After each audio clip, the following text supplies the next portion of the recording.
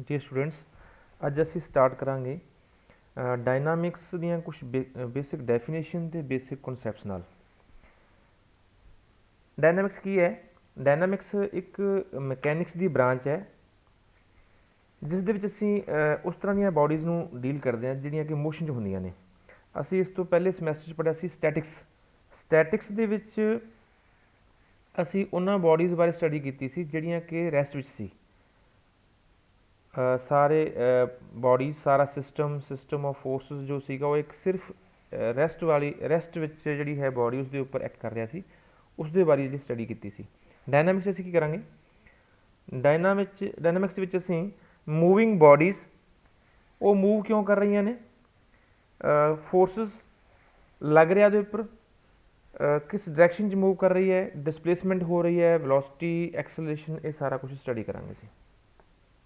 Dynamics के दो part ने, काइनेमैटिक्स ते काइनेटिक्स। काइनेमैटिक्स ते काइनेटिक्स। काइनेमैटिक्स जी है ब्रांच वो डायनामिक्स की यही ब्रांच है जिस दे विच असीं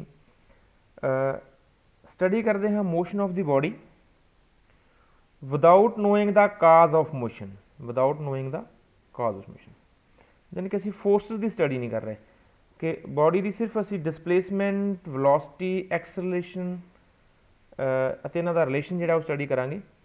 फोर्स इनवॉल्व नहीं होएगा।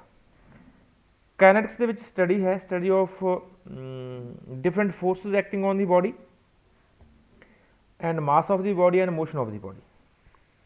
यानी कि इस दे विच जिहड़ा है काज ऑफ मोशन यानी कि फोर्स भी असी उस दे विच कंसिडर करांगे। नैक्सट है रैस्ट ते मोशन का मतलब की है? रैस्ट ते मोशन एक रैलेटिव टर्म है। बॉडी में असी रैस्ट कहांगे जेकर वो अपनी position with respect to time relative to its surrounding change नहीं कर रही तो असी कहांगे बॉडी रैस्ट विच है। फॉर एग्जाम्पल जिवें असी क्लासरूम में बैठे हुए स्टूडेंट्स लगातार with the passage of time के लंघन के नाल अपनी उस पोजीशन चेंज नहीं कर रहे तो असी कहांगे कि दे आर इन रैस्ट। जिवें असी बस में आ रहे होंगे तो असी सड़क के किनारे देख रहे हैं कि जो ट्रीज़ ने वो पिछे रह रहे हैं, असी अगे जा रहे हैं। मतलब है कि साडी position with respect to a particular point on the bank of road जी है साडी पोजीशन चेंज हो रही है तो असी कह रहे हैं कि साडी की है असी मूव कर रहे हैं। ये रैस्ट ते मोशन और रैलेटिव टर्म्स ने क्योंकि everything in universe is moving. Sari earth move कर रही है, साडा सोलर सिस्टम मूव कर रहा है, साडी गलैक्सी मूव कर रही है। तो कोई भी बॉडी जी है इन दिस यूनीवर्स वो एब्सोल्यूट रैस्ट विच नहीं है। असी सिर्फ रैलेटिव रैस्ट की गल करांगे कि जेकर एक बॉडी के विद रिस्पैक्ट टू दूसरी body with the passage of time position change करती है तो वो मोशन च होएगी, जो पोजीशन चेंज नहीं कर रही तो रैस्ट विच होएगी।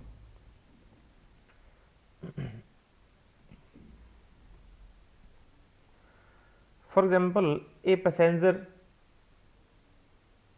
Ram in a moving train all fellow passenger sitting appear to be rest. एक ट्रेन दे विच एक व्यक्ति बैठा है आराम नाम का, तो वो जिहड़ा है अपने जिहड़े फैलो पैसेंजर हैगे ने उहदे नाल होर जिहड़े पैसेंजर ट्रैवल कर रहे हैं उन्हां दे विद रिस्पैक्ट टू तो वो रैस्ट विच है। परंतु जिहड़ा एक person outstanding standing on the ground बाहर ट्रेन तो बाहर खड़ा होया उहदे विद रिस्पैक्ट टू मोशन च होएगा। तो इसका मतलब होया कि एक ही पर्टिकुलर ऑब्जैक्ट किसी दूसरे पर्टिकुलर ऑब्जैक्ट के विद रिस्पैक्ट टू इक्को समय मोशन च भी हो सकता है, रैस्ट विच हो सकता है। नैक्सट है पाथ का मीनिंग की है?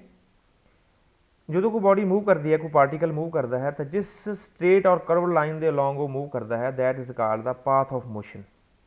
पाथ में भी ए स्ट्रेट लाइन और may be A curve line. जेकर पाथ एक स्ट्रेट लाइन है तो मोशन उस रेक्टिलिनियर मोशन कहने हैं।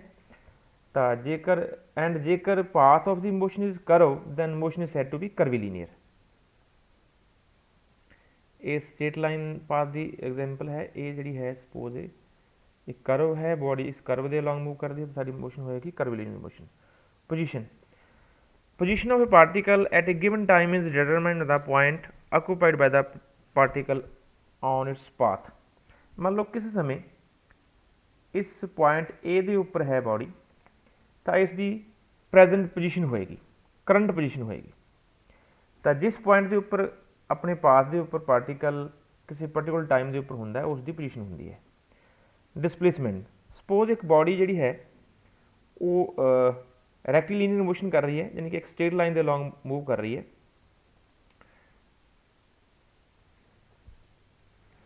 ਇਹ ਸਾਡਾ ਓਰੀਜਨ ਹੈ।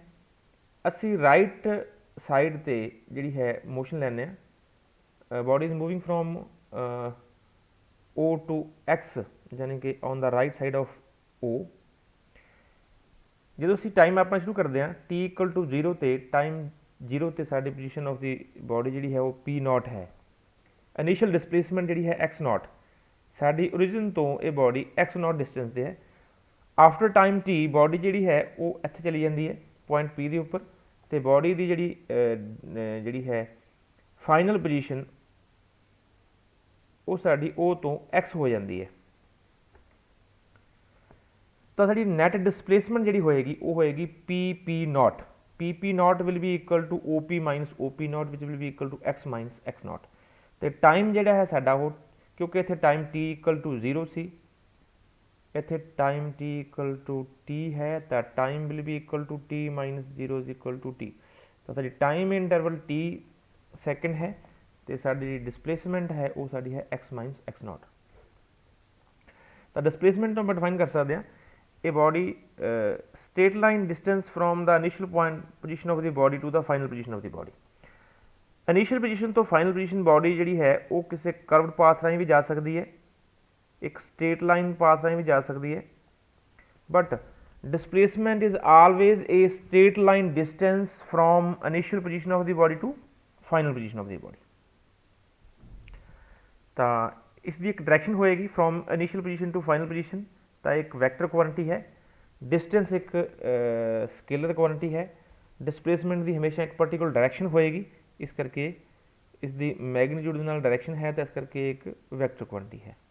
ਤਾਂ ਡਿਸਪਲੇਸਮੈਂਟ ਨੂੰ ਆਮ ਤੌਰ ਤੇ ਅਸੀਂ x ਜਾਂ s ਨਾਲ ਜਿਹੜੀ ਹੈ ਉਹ ਲਿਖਦੇ ਹਾਂ। ਨੈਕਸਟ ਹੈ ਵੈਲੋਸਿਟੀ। ਵੈਲੋਸਿਟੀ ਕੀ ਹੈ? Velocity is the rate of change of displacement with respect to time, ਯਾਨੀ ਕਿ v ਨਾਲ ਅਸੀਂ ਲਿਖਦੇ ਹਾਂ this will be equal to dx upon dt, dx upon dt। Rate of change ਨੂੰ ਅਸੀਂ ਡਿਫਰੈਂਸ਼ੀਏਸ਼ਨ ਨਾਲ ਲਿਖ ਸਕਦੇ ਹਾਂ, ਡੈਰੀਵੇਟਿਵ ਦਾ ਮਤਲਬ ਹੈ ਰੇਟ ਆਫ ਚੇਂਜ। ਤਾਂ x ਸਾਡੀ ਡਿਸਪਲੇਸਮੈਂਟ ਹੈ, ਤਾਂ change of displacement with respect to time is called velocity. Speed, velocity ਇੱਕ ਵੈਕਟਰ ਕੁਆਂਟੀਟੀ ਹੈ ਕਿਉਂਕਿ ਡਿਸਪਲੇਸਮੈਂਟ ਇੱਕ ਵੈਕਟਰ ਕੁਆਂਟੀਟੀ, ਇਸ ਕਰਕੇ ਡਿਸਪਲੇਸਮੈਂਟ ਦਾ ਰੇਟ ਆਫ ਚੇਂਜ ਲਵਾਂਗੇ ਤਾਂ ਇੱਕ ਵੈਕਟਰ ਕੁਆਂਟੀਟੀ ਆਏਗੀ, ਦਿਸ ਇਜ਼ ਵੈਲੋਸਿਟੀ। ਤੇ ਇਸ ਵੈਲੋਸਿਟੀ ਅਸੀਂ ਸਿਰਫ ਮੈਗਨੀਟਿਊਡ ਕੰਸੀਡਰ ਕਰੀਏ ਤਾਂ ਉਹ ਸਾਡੀ ਸਪੀਡ ਹੋਏਗੀ। ਸਪੀਡ ਕੈਨ ਬੀ ਜ਼ੀਰੋ ਔਰ positive, but speed can not be negative. परंतु जी वेलोसिटी है वो नैगेटिव भी हो सकती है, पॉजिटिव भी हो सकती है, जीरो भी हो सकती है। एवरेज स्पीड का मतलब की है कि सपोज ए बॉडी एक टाइम इंटरवल दे विच जिन्नी टोटल डिस्टेंस कवर करती है, तो this ratio total distance upon total time is called average speed. Velocity की गल करिए तो वेलोसिटी यूनीफॉर्म कदों होएगी? ਜਦੋਂ ਇੱਕ ਪਾਰਟੀਕਲ ਇੱਕ ਬॉडी ਇਕੁਅਲ ਡਿਸਟੈਂਸ ਕਵਰ ਕਰਦਾ ਹੈ in equal intervals of time, ਤਾਂ ਅਸੀਂ ਕਹਾਂਗੇ body is moving with uniform velocity. ਯਾਨੀ ਕਿ ਅਸੀਂ ਕਹਿ ਸਕਦੇ ਹਾਂ ਕਿ ਜਾਣੀ ਕਿ ਮੈਗਨੀਟਿਊਡ ਆਫ ਵੈਲੋਸਿਟੀ ਇਜ਼ ਕੌਨਸਟੈਂਟ।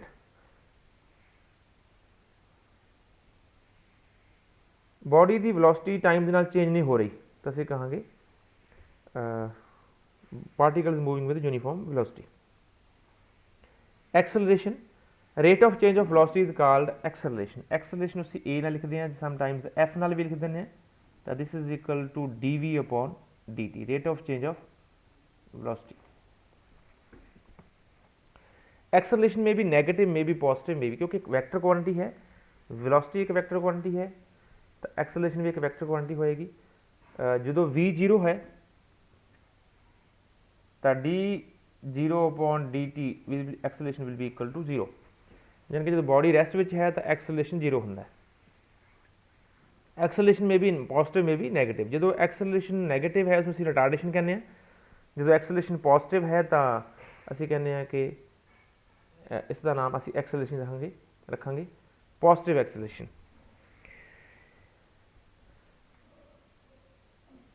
जो वेलोसिटी यूनीफॉर्म है यानी कि वेलोसिटी टाइम के नाल चेंज नहीं हो रही तो असी कहांगे कि acceleration is zero. Acceleration is zero. Acceleration zero means there is no change in velocity.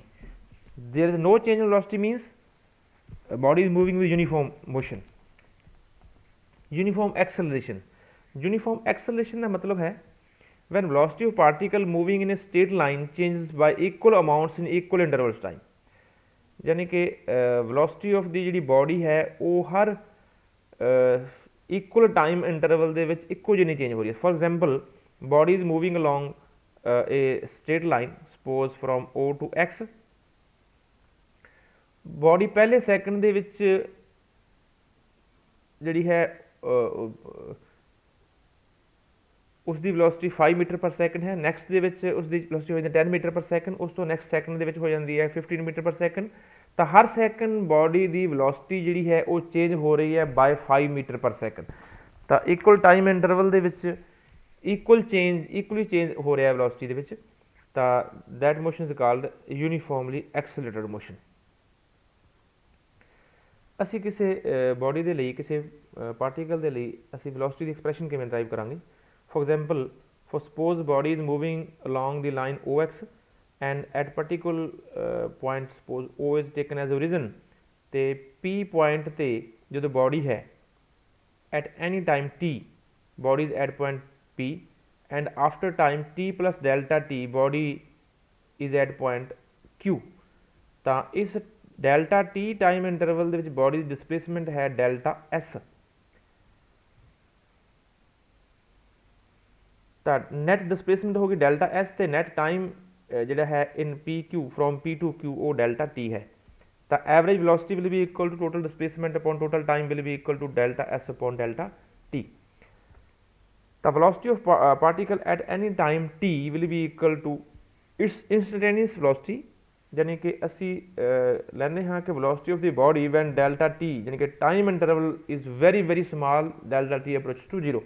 तो असी लिमिट लैने delta S upon delta T approach to zero. तो this will be equal to this limit will be equal to derivative of S with respect to T D S upon D T. तो velocity है rate of change of displacement with respect to time. Velocity may be at any time may be positive or negative according to the displacement of the body is positive or negative। Positive मैग का meaning है कि जेकर body जिहड़ा है असी आम तौर पर किसी हॉरिजेंटल लाइन के उपर किसी पॉइंट जिहड़ा कि ओरिजिन असी लै रहे हैं उस तो राइट साइड में असी पॉजिटिव डायरैक्शन मनते हैं, लैफ्ट में असी नैगेटिव। इधर असी पॉजिटिव मनांगे लैफ्ट राइट साइड ते लैफ्ट साइड ते इस डायरैक्शन में असी नैगेटिव मनांगे। जेकर बॉडी राइट साइड में मूव कर रही है तो कहांगे पॉजिटिव डिस्प्लेसमेंट, जो लैफ्ट में मूव कर रही है तो नैगेटिव डिस्प्लेसमेंट। नैक्सट है acceleration.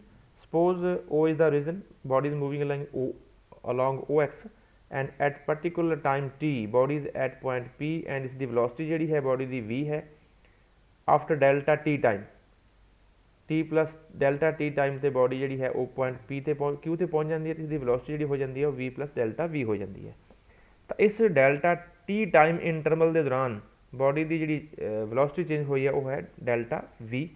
then according to the definition of acceleration rate of change of velocity dv upon dt is equal to the average acceleration at any point at any time t limit of delta v upon delta t as delta t approach to 0।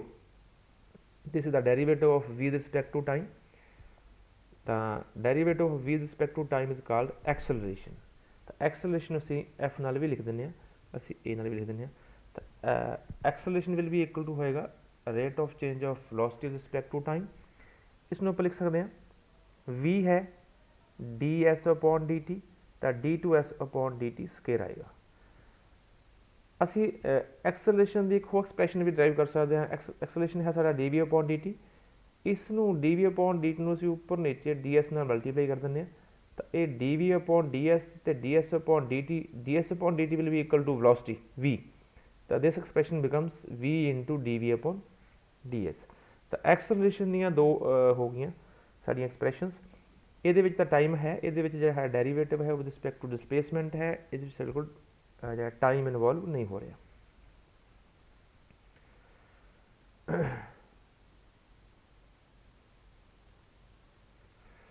ਜਿਹੜਾ acceleration ਹੈ ਉਹ negative positive ਹੋ ਸਕਦਾ ਹੈ ਕਿ ਜੇਕਰ ਸਾਡੇ ਕੋਲ ਵੈਲੋਸਿਟੀ ਇਨਕਰੀਜ਼ ਕਰ ਰਹੀ ਹੈ ਤਾਂ ਐਕਸਲਰੇਸ਼ਨ ਪੋਜ਼ਿਟਿਵ ਹੋਏਗਾ, ਵੈਲੋਸਿਟੀ ਡਿਕਰੀਜ਼ ਕਰ ਰਹੀ ਹੈ ਤਾਂ ਐਕਸਲਰੇਸ਼ਨ ਨੈਗੇਟਿਵ ਹੋਏਗਾ। Also the acceleration of the particle depends upon the motion.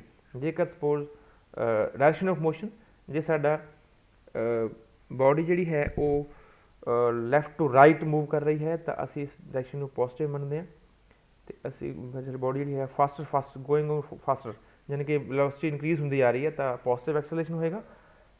Again ਜੇਕਰ ਪਾਰਟੀਕਲ ਜਿਹੜਾ ਹੈ ਉਹ ਰਾਈਟ ਜਾ ਰਿਹਾ ਬਟ ਉਸਦੀ ਜਿਹੜੀ ਵੈਲੋਸਿਟੀ ਘਟ ਰਹੀ ਹੈ ਤਾਂ acceleration will be negative. Similarly if particles moving toward left ਵੱਲੋਂ ਜਾ ਰਿਹਾ ਤੇ ਤੇਜ਼ ਹੁੰਦਾ ਜਾ ਰਿਹਾ, ਵੈਲੋਸਿਟੀ ਇਨਕਰੀਜ਼ ਹੋ ਰਹੀ ਹੈ ਤਾਂ ਅਸੀਂ ਕਹਾਂਗੇ acceleration negative. But if body is moving toward left but acceleration going on slower, यानी कि बॉडी स्लो हो रही है तो वेलोसिटी डिक्रीज हो रही है तो ਅਸੀਂ ਕਹਾਂਗੇ acceleration is positive. Instantaneous rest ਜਿਹੜਾ ਹੈ ਉਹ ਕੀ ਹੈ, ਇੱਕ ਪਾਰਟੀਕਲ ਨੂੰ ਅਸੀਂ ਇੰਸਟੈਂਟੇਨੀਅਸ ਰੈਸਟ ਕਹਾਂਗੇ ਜੇਕਰ ਉਸਦੀ ਵੈਲੋਸਿਟੀ ਜ਼ੀਰੋ ਹੈ, ਯਾਨੀ ਕਿ ਪਰੰਤੂ ਕਈ ਵਾਰੀ ਕੀ ਹੁੰਦਾ ਹੈ ਕਿ ਵੈਲੋਸਿਟੀ ਜ਼ੀਰੋ ਹੋਣ ਦੇ ਬਾਵਜੂਦ ਵੀ ਜਿਹੜਾ ਐਕਸਲਰੇਸ਼ਨ ਜ਼ੀਰੋ ਨਹੀਂ ਹੁੰਦਾ। ਐਬਸੋਲੂਟ ਰੈਸਟ, ਐਬਸੋਲੂਟ ਰੈਸਟ ਉਹ ਕਹਾਂਗੇ ਜਦੋਂ ਸਾਡੇ ਕੋਲ ਵੈਲੋਸਿਟੀ ਵੀ ਜ਼ੀਰੋ ਹੋ ਜਾਂਦੀ ਹੈ ਤੇ ਸਾਡਾ ਐਕਸਲਰੇਸ਼ਨ ਵੀ ਜ਼ੀਰੋ ਹੋ ਜਾਂਦਾ ਹੈ। ਤਾਂ ਇੰਸਟੈਂਟੇਨੀਅਸ ਦੇ ਵਿੱਚ ਸਾਡਾ ਵੈਲੋਸਿਟੀ ਜ਼ੀਰੋ ਹੁੰਦੀ ਹੈ ਪਰੰਤੂ ਐਕਸਲਰੇਸ਼ਨ ਜ਼ੀਰੋ ਨਹੀਂ ਹੁੰਦਾ। ਤਾਂ ਇਹ ਕੁਝ ਬੇਸਿਕ ਟਰਮਸ ਸੀਗੀਆਂ, ਕੁਝ ਅਸੀਂ ਹੋਰ ਪੜਾਂਗੇ ਨੈਕਸਟ ਲੈਕਚਰ ਦੇ ਵਿੱਚ। ਡਾਇਨਾਮਿਕਸ ਦੀ ਜਿਹੜੀ ਸਟੱਡੀ ਹੈ ਉਸ ਦੇ ਵਿੱਚ ਟੋਟਲੀ ਬੋਡੀਜ਼ ਨੂੰ ਅਸੀਂ ਹਮੇਸ਼ਾ ਅਸੀਂ ਕਹਾਂਗੇ ਕਿ bodies are moving under the influence of some forces. ਤਾਂ ਉਸ ਤੋਂ ਬਾਅਦ ਕੀ ਹੈ, ਉਸਦੀ ਵੈਲੋਸਿਟੀ, ਐਕਸਲਰੇਸ਼ਨ, ਉਸਦੀ ਡਿਸਪਲੇਸਮੈਂਟ ਵਿੱਚ ਜੋ ਚੇਂਜਸ ਆ ਰਹੀਆਂ ਨੇ ਉਹਨਾਂ ਦਾ ਆਪਸ ਵਿੱਚ ਕੀ ਰਿਲੇਸ਼ਨ ਕੀ ਹੈ, ਉਹ ਅਸੀਂ ਇਸ ਸਬਜੈਕਟ ਦੇ ਵਿੱਚ ਪੜਾਂਗੇ। Thank you.